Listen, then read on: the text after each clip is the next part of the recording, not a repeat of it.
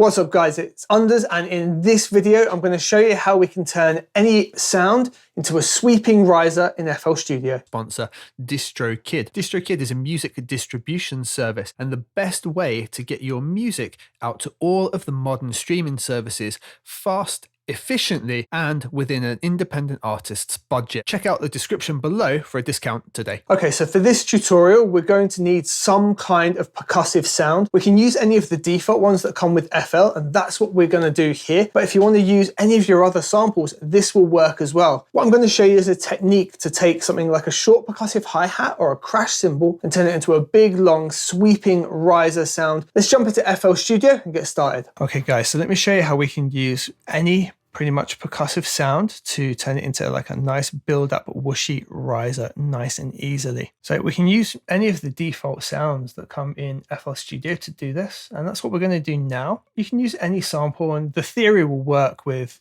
just about anything you wish to try. So if I go over into FL's browser, jump into packs, I'm going to jump into drums and let's take something like a cymbal. That 707 will do, I think. And we're just going to use this empty track down here, track 17. I'm going to drag it in, drop it over here. So at the minute, it's just going to be this horrible raw crash. Definitely not what we're after. Let's do some processing. First, I'm just going to select the channel. I'm going to use Command and L to send it to a mixer track. It's just sent it over here for me to this mixer tracker. It's named it and colored it. Very useful. While we've got this open, I'm going to take the volume and I want to dial that back. In this case, probably sort of -12, just so it's not this big glaring popping sound all the time. Over here in the top left-hand corner, I want to make sure that stretch is switched on. Then I'm going to take the sound and I'm going to line it up with where I want the sweep to start. And let's try and be really extreme here. Let's have it go over these whole 4 bars. And I'm now going to drag it out. And it's not going to snap perfectly for me at the moment, but we're going to get as close as we can to being the full length. Then we're going to zoom in. I'll just do that by holding Command and using the mouse wheel. And then we're going to hold Option and drag, and that will let us drag it exactly to the sample we want it to be. So that's exactly the right length for us. That's perfect. It's a real mess of a sound now. So we're going to just double click and reverse it. Now let's check out how that's working.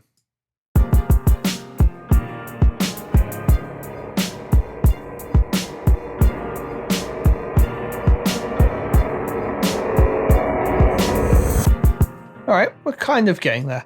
What we can also do is change the mode. At the moment here it's on resample, but you might find that stretch gives you a different effect.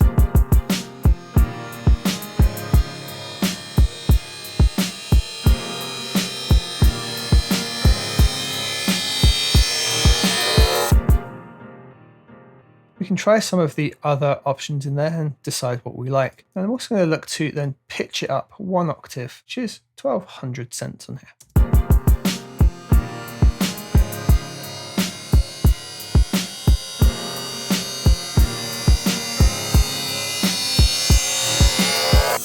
We've got quite an extreme sound now, and by itself it doesn't sound too good. We're going to put some effects with it to just help it blend in a little bit more. Here we've got a reverb and a delay send, and we could try sending it over to those and see how that helps us fare. We'll just dial these back a bit.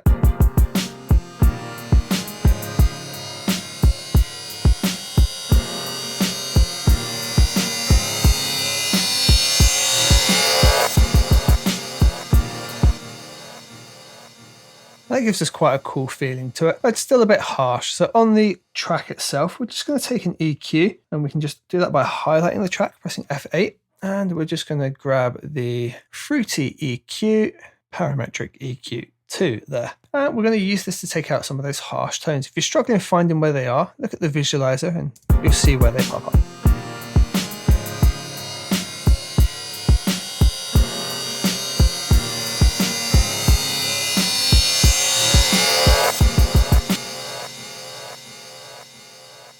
So I'm going to change 7 here to be low pass. And we want it to be quite gentle, but just to take out a lot of those highs. Something like this might work.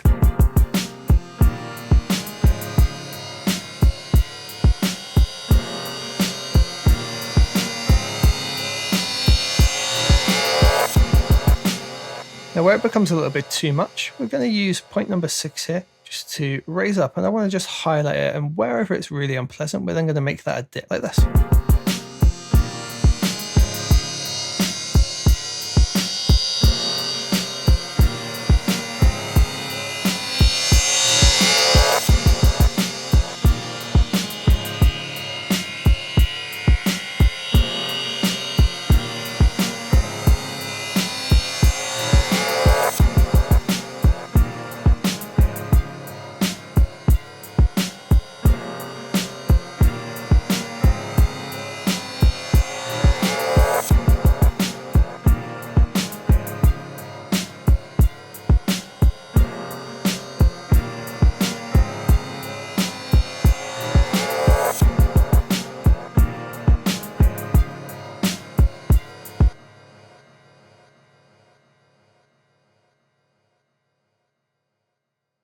Now, it needs to come back considerably in the mix.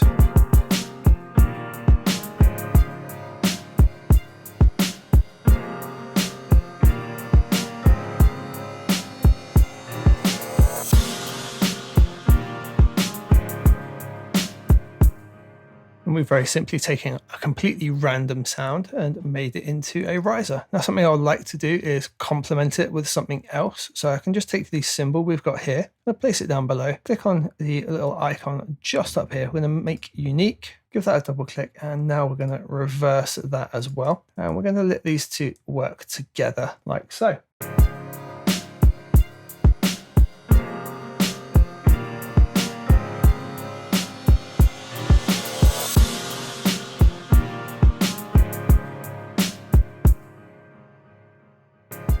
There you go, guys. That's how you can take pretty much any sound that you want and force it into becoming a nice, simple riser and mix it into your track. I hope the video has been helpful for you. Try it out on different sounds. The shorter the sound, the harder it is to make it become long. So a hi-hat, you maybe only get away with a bar or something like that. That's a good fun technique, and it means these risers and sounds are going to become unique to you. Look forward to seeing you on the next one.